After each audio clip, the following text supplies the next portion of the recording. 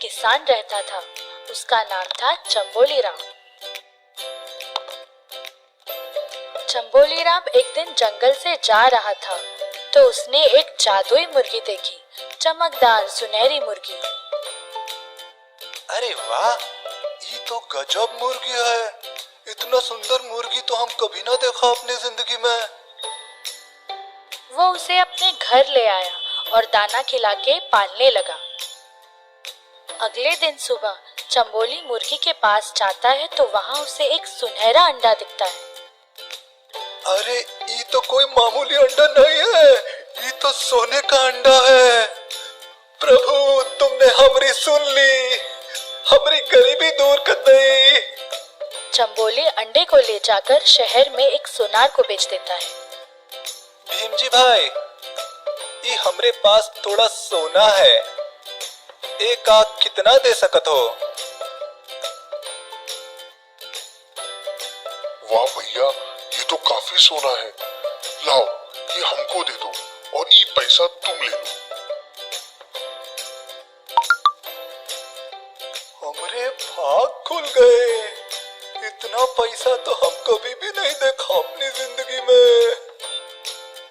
ऐसे ही मुर्गी रोज एक अंडा देती और चंबोली राम रोज अंडा बेच देता और पैसों से अपने परिवार के लिए अच्छा अच्छा सामान ले आता। धीरे धीरे वो काफी अमीर हो गया और लोग उससे जलने लगे। ओ चंबोली भैया, कैसन बा? आजकल तो एकदम टिप टाप हो गए हो। जे बड़ा घर ले लिया है, कोनो लॉटरी लग गई है का? अरे नंदू, लॉटरी तो छोटी चीज होवत है। हमारी किस्मत तो ऊ से भी ऊपर है। बचपन से गरीब रहे, लेकिन भगवान ने इकट्ठे ही भेज दिया। अब देखो, हमको एक ऐसी मुर्गी मिली है जो रोज सोने का अंडा देवत है।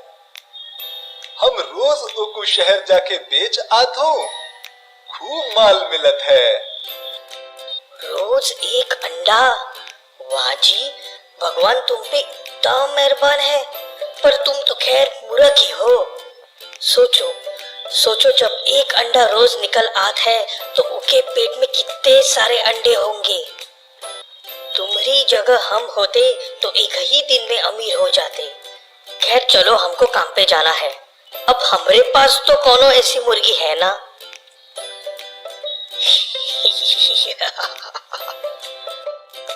अरे ये तो हमने सोचा ही नहीं। जो मुर्गी रोज एक सोने का अंडा दे सकत है, उसके पेट में न जाने कितने अंडे होंगे। नंदू तो बहुत काम की बात बोल गया। हे भगवान, बस एक ही सोने का अंडा। अब हम पे और इंतजार नहीं होता। आज हम इस मुर्गी का पेट काट के सारे अंडे निकाल लेंगे।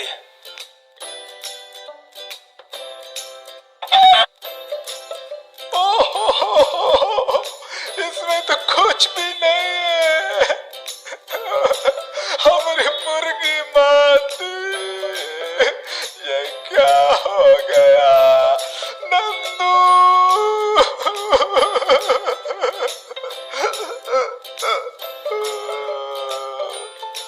तो बच्चों, इस कहानी से हमने सीखा कि ज्यादा लालच करना अच्छा नहीं होता और किसी के बोलने पे कुछ करने से पहले अपना दिमाग लगाना चाहिए।